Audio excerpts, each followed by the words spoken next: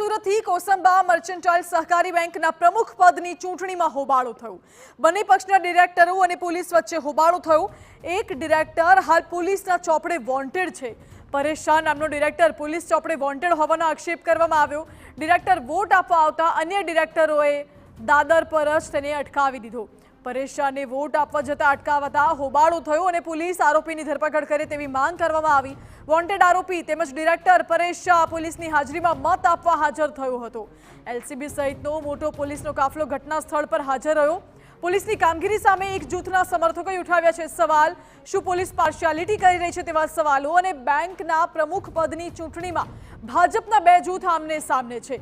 બેંકમાં કુલ 12 ડિરેક્ટરો અને કુલ 25,000 સભાસદો છે।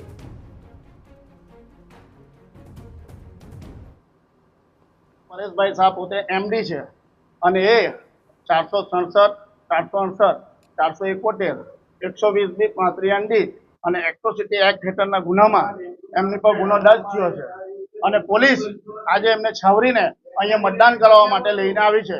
ખરેખર પોલીસ એમની કાર્યવાહી મુજબ આરોપી બહારથી દેખાય એટલે એને એરેસ્ટ કરવાનો હોય એની જગ્યાએ એ એમને લઈને અહીંયા કાઢી આવ્યા છે અને અમને અહીંયા એવું કહેવામાં આવે છે કે એમને મત આપવાનો અધિકાર છે, એમને મત આપવા દો એવું પોલીસ અમને